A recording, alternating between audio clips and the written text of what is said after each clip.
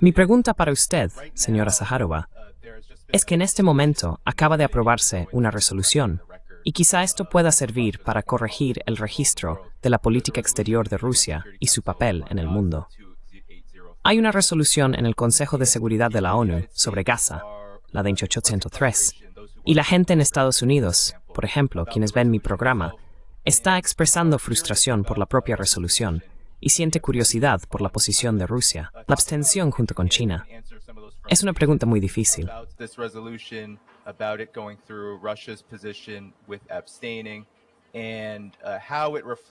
Me gustaría abrir esta resolución para poder citar algunas de sus disposiciones.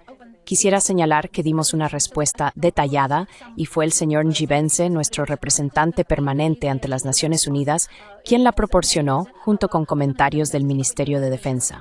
Puedo decirles que, en efecto, se trataba de un borrador estadounidense. Nos abstuvimos, no votamos a favor. Lo que subyace en ese documento preliminar preparado por Washington es la idea de un llamado Consejo de Paz dirigido por Trump, con la participación de varios líderes mundiales respetados. Ese consejo, a su vez, estaría autorizado a coordinarse con Israel y Egipto para crear fuerzas internacionales de estabilización encargadas de funciones coercitivas para desmilitarizar el enclave, desarmar a Hamás y desarmar a otras unidades.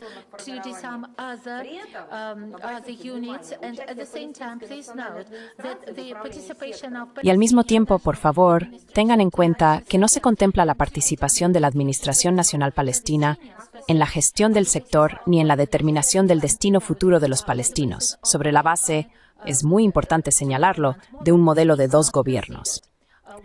Bien, ¿qué podemos hacer al respecto? ¿Cómo podemos alejarnos de este hecho? ¿Cómo podemos ignorarlo? Y al igual que ustedes, también están mirando el texto. No se registran las obligaciones de Israel, incluyendo la no anexión de tierras palestinas, la retirada de sus tropas. Nada de eso se menciona en el documento. Hay otro punto muy importante.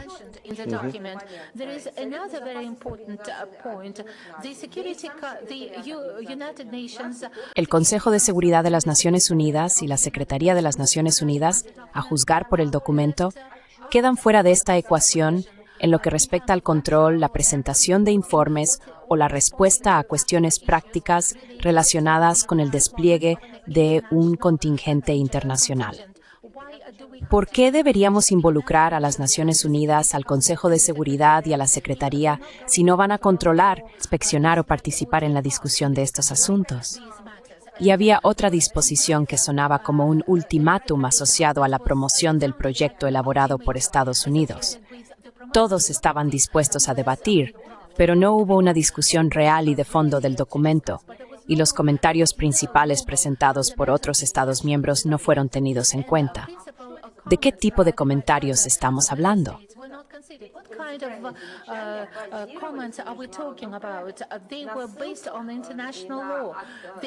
Se basaban en el derecho internacional. Hacían referencia a las resoluciones del Consejo de Seguridad y de la Asamblea General, así como a los documentos adoptados por la comunidad internacional en el ámbito jurídico. Si volvemos a examinar este texto, no hubo una verdadera consideración, no consideración, sino más bien presión moral y psicológica. Así es como puedo describirlo. Existía este lema: si no adoptas este documento, significa que estás a favor del derramamiento de sangre. Nuestro país fue uno de los que se dirigieron al Consejo de Seguridad y comenzaron a trabajar para hacer declaraciones destinadas a detener el derramamiento de sangre. Por tanto, no se nos puede culpar de estar a favor de ello. Y me gustaría llamar su atención sobre el hecho de que Rusia ha adoptado una actitud muy seria hacia este esfuerzo.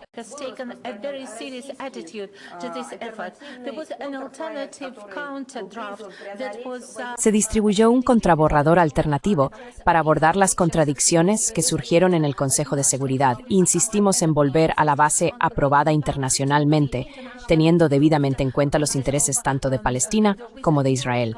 Ya hemos reconocido y admitido a Palestina como Estado. En resumen, la Resolución 28803 no otorga las prerrogativas necesarias al Consejo de Seguridad. Contradice el espíritu de una auténtica labor de pacificación y no cumple la función que afirma desempeñar. Tampoco tiene en cuenta las decisiones y medidas jurídicas internacionales adoptadas por la comunidad internacional.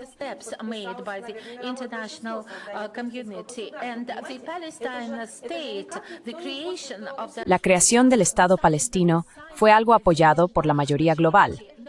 Nadie quiere oírlo. La mayoría global está restableciendo y reforzando lo que se acordó hace casi 80 años, cuando se tomó la decisión de crear 2 estados. Han pasado 80 años, y la mayoría global reitera que deben existir 2 estados. Uno de ellos se creó hace mucho tiempo y ha sido reconocido por la mayoría de los países, mientras que el segundo no ha sido reconocido por todos, pero debe desarrollarse y tiene derecho a existir sobre la base del derecho internacional. De algún modo eso no se tiene en cuenta. ¿Por qué nos abstuvimos?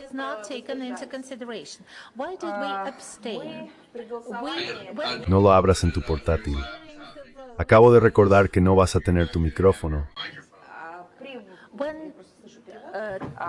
Sí, cuando se realizó la votación, nos basamos y tuvimos en cuenta nuestra propia visión, pero al mismo tiempo consideramos la posición de la Autoridad Nacional Palestina. También tuvimos en cuenta la posición de los países árabes y musulmanes que apoyaron el documento estadounidense. Sí, en efecto, nadie desea un derramamiento de sangre, aunque podría ser provocado por alguien o por algo. Teniendo en cuenta todos estos factores, tomamos la decisión adecuada. Me gustaría destacar lo siguiente. Los representantes rusos lo han subrayado en todos los niveles. El derramamiento de Shinabara de leche hay mucho tiempo. Ese es un hecho ampliamente reconocido. Pero ¿cuál que ha sido?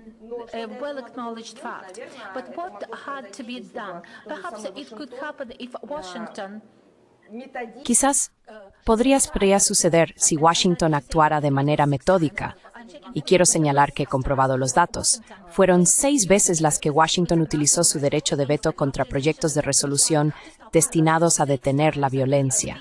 6 veces vetaron esas resoluciones. Ejercieron ese derecho de veto. Lo importante es que la resolución no se convierta en una especie de escudo o cortina de humo para ocultar actividades incontroladas en Palestina, en territorio palestino, ni que sirva como un juicio definitivo para privar a los palestinos de su derecho a la autodeterminación.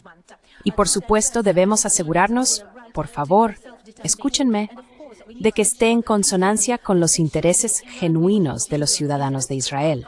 Seguimos oyendo a muchos países y políticos que afirman actuar en beneficio y en interés de los ciudadanos de Israel. Pero esas decisiones se tomaron en interés de algunas personas en Israel, no de toda nación.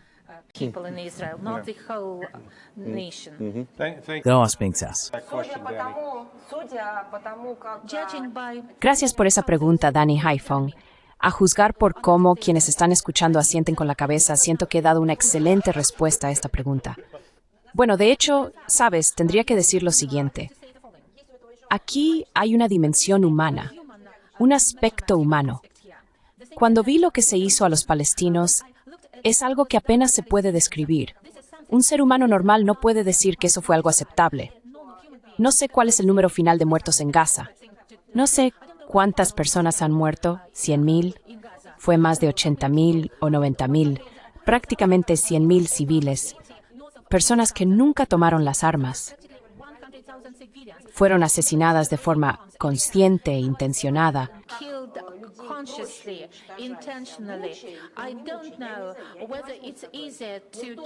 No sé si es más fácil matar a la gente torturándola o sin torturarla, pero lo que era evidente es que su tortura, su sufrimiento, duró mucho tiempo. Y había ciertas fuerzas que obtenían un placer perverso al ver a los palestinos, civiles palestinos, sufrir. Sabes, esto es una especie de punto de inflexión, una línea divisoria. Cuando vi y oí cómo la gente mostraba vídeos no solo de palestinos heridos, sino de palestinos destrozados y se reían diciendo, bueno, es normal. Se lo merecen, pensé. Esto es el fin. Si vemos en el Reino Unido, es algo en su programa genético, una especie de fallo. Es como la pedofilia. Creo que esas cosas no pueden erradicarse, pero deben tratarse médicamente.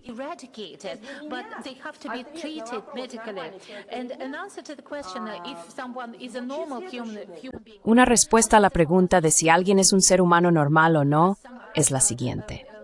Para sentir compasión por un niño herido, no deberías necesitar saber su nacionalidad. Deberías sentir ese dolor de forma automática. Si no estás enfermo, si estás bien educado, si eres un ser humano que entiende lo que significa la civilización, tienes que sentir compasión por esas personas de manera automática. Tienes que sentir por el niño en esa situación desesperada sin comprobar su religión, grupo étnico, padres o idioma. Ahí termina todo. Punto final. En el momento en que necesites aclarar quién es el niño, cuál es su identidad étnica o de qué lado proviene, entonces ya está.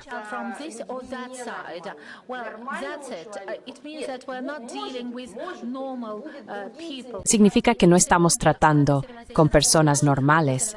Tal vez haya otras civilizaciones o las haya habido, pero en nuestra civilización en la que vivimos es un signo de perversión absoluta, un signo de bestialidad, si se me permite. No pude evitar hacer esta aclaración porque esta historia, esta situación no tiene solo un aspecto jurídico seco. ¿Sabes? También tiene un aspecto relacionado con el hecho de que durante 2 años hemos estado viendo cómo se deshumaniza a la gente. Personas señalando con el dedo una pantalla de televisión, disfrutando de vídeos de una mujer embarazada que muere durante el parto, incapaz de ver a sus recién nacidos, porque ya sabes, ¿por qué?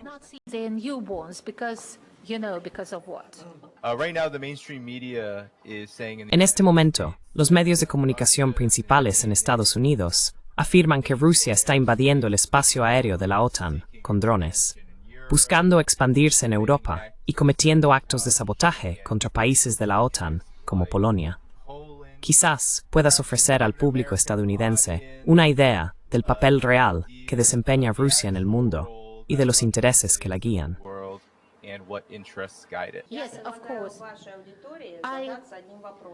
Sí, por supuesto. Sugiero que su audiencia piense en una cosa: el sabotaje. ¿Es el sabotaje bueno o malo? Si es bueno, entonces no hay motivo para preocuparse. Si es malo, entonces deberían preguntar a sus gobiernos y a sus regímenes por qué han estado patrocinando el sabotaje contra nuestro país. Una vez que decidan si es bueno o malo, podremos continuar la discusión. Creemos que es malo. Creemos que las actividades extremistas y los actos terroristas son inadmisibles. Con la experiencia adquirida en el Cáucaso Norte, creemos que el terrorismo internacional es un mal absoluto y que todos deben luchar contra él. Lo creemos y lo hemos demostrado con el ejemplo. Creo que su audiencia es bastante joven.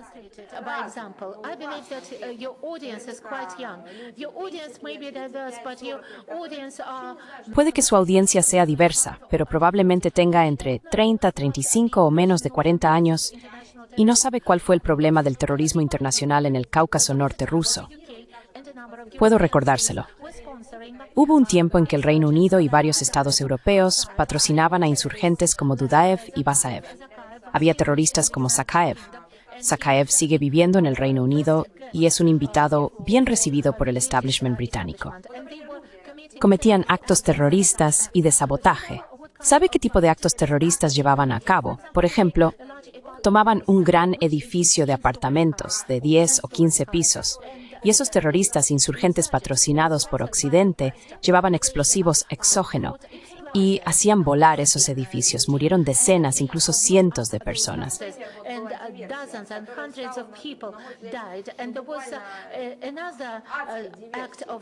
Y hubo otro acto de sabotaje en Budionovsk.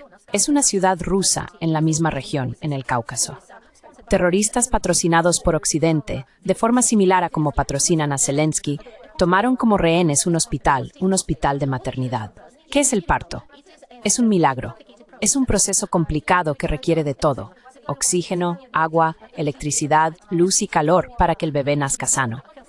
Esos terroristas tomaron como rehén ese hospital de maternidad. Tenían armas de fabricación occidental, compradas y suministradas por Occidente, y empezaron a imponer su voluntad al gobierno.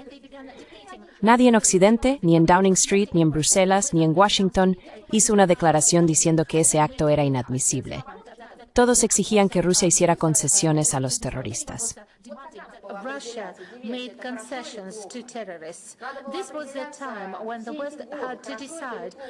Este fue el momento en que Occidente tuvo que decidir si el sabotaje o los actos terroristas eran buenos o malos.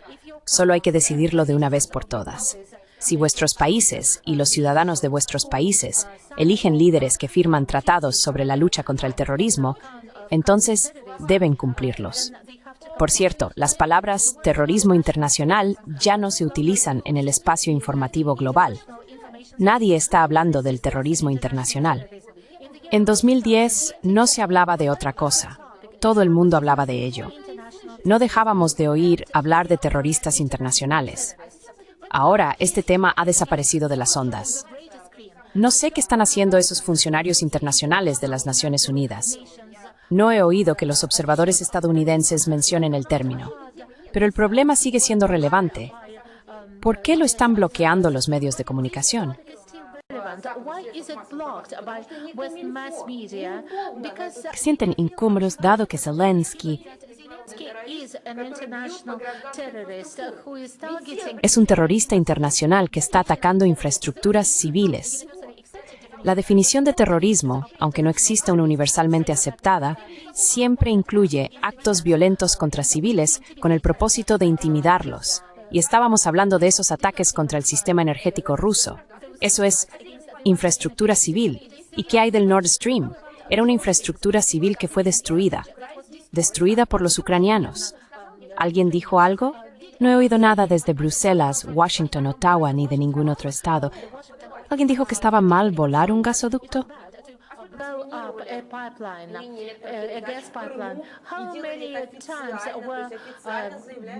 ¿Cuántas veces se minaron las redes eléctricas por personas en nombre y en representación del régimen de Kiev?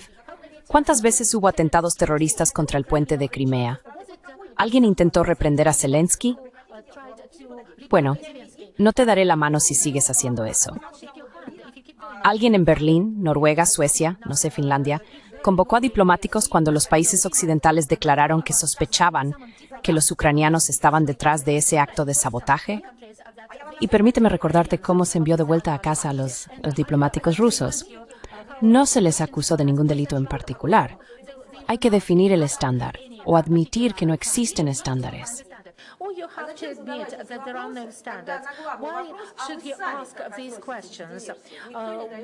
Deberías hacer estas preguntas cuando nadie puede responder cuál es tu actitud hacia los actos de sabotaje. En primer lugar, hay que dar una definición.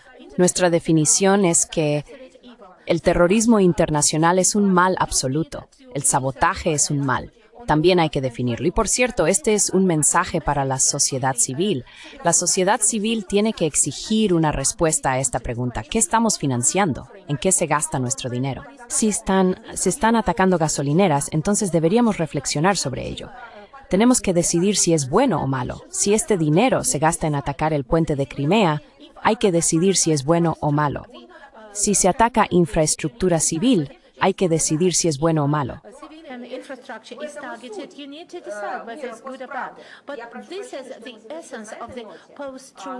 Pero esta es la esencia del mundo posverdad.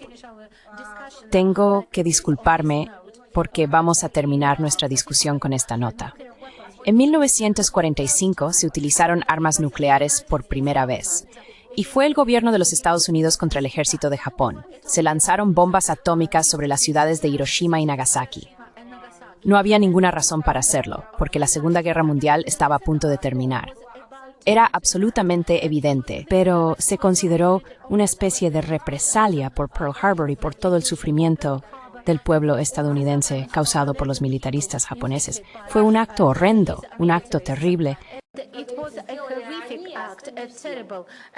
Estamos avergonzados. Sabes, como decimos a veces, ellos lo hicieron, pero nosotros sentimos vergüenza. ¿Qué está pasando? Todo eso ha sido borrado de la mente de los estadounidenses y de la gente de todo el mundo. En primer lugar, empezaron a borrar la idea de que fue una represalia por Pearl Harbor. Borraron el hecho de que fue una decisión tomada por el gobierno de Estados Unidos. El gobierno estadounidense nunca se ha disculpado. Ni siquiera dijeron, lo sentimos. No expresaron ninguna compasión. ¿Y qué vamos ahora? En los actos celebrados en Japón, el gobierno japonés cree que las bombas nucleares cayeron del cielo. bombs were falling from the skies. It looks like aliens were actually... Parece que los alienígenas realmente los estaban bombardeando, o que las bombas simplemente cayeron del cielo. Y ya sabes a qué conducen los dobles raseros. Lo más horrible, terrible y bárbaro es que en esas ceremonias los funcionarios del gobierno japonés establecen paralelismos al referirse a Rusia. No mencionan que fue un acto cometido por el gobierno de Estados Unidos, pero por alguna razón desconocida, dicen que Rusia no debería amenazar al mundo con armas nucleares. Rusia nunca ha utilizado armas nucleares y es una parte de buena fe en todos los acuerdos internacionales. Esto se relaciona directamente con tu pregunta. To all international documents. This has a direct relation to your question. There should be no double standards. You should not No debería haber dobles raseros. No se debe borrar la memoria de la historia. Y hay que definir los conceptos básicos. Una vez que definimos que una mesa es una mesa, una silla es una silla, un micrófono es un micrófono, un televisor es un televisor, Internet es Internet, entonces podemos llegar a un acuerdo. Pero si manipulamos los estándares, y ahora estamos manipulando los conceptos están siendo manipulados, no por nosotros, entiendo a dónde llevará eso. Cuando se llamó a Hitler el padre de la democracia europea, casi el padre de la democracia europea, eso condujo a la Segunda Guerra Mundial, al genocidio, al Holocausto, y así sucesivamente. También tengo una pregunta. ¿Puedo irme? Iba a decir que el terrorista internacional de ayer es hoy el invitado de honor en la Casa Blanca. Mientras nuestros colegas sigan aquí con nosotros, nos despediremos de María. We'll say goodbye to Maria. It is an important statement. Es una declaración importante. Permítanme decir que en este país, lo mencioné brevemente hoy, cuando luchábamos contra el terrorismo internacional en el Cáucaso Norte, por un lado éramos combatientes contra el terrorismo.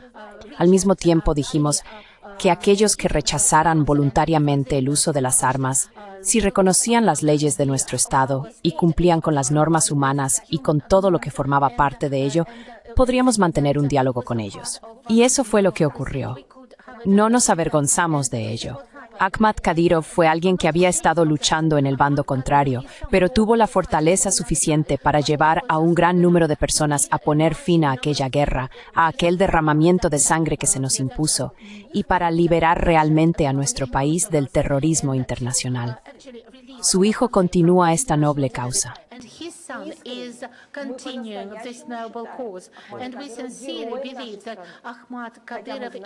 Y creemos sinceramente que es un héroe de nuestro país, aunque sabemos cómo empezó todo. Lo conocemos como un héroe, lo estimamos como un héroe y siempre lo trataremos como tal. En este sentido, me gustaría aclarar algo. Es fundamental, y creo que fue un gran logro de nuestro presidente Vladimir Putin y de nuestro pueblo, que supieron encontrar una salida digna a esta situación. Y fue una salida muy noble, la más noble. Siempre pongo este ejemplo como una receta eficaz para quienes se enfrentan a desafíos terroristas en su propio país. Esos terroristas pueden tener raíces extranjeras, internacionales o nacionales. Este fue un ejemplo que Rusia mostró al mundo entero y merece formar parte de los libros de historia mundial. World history book.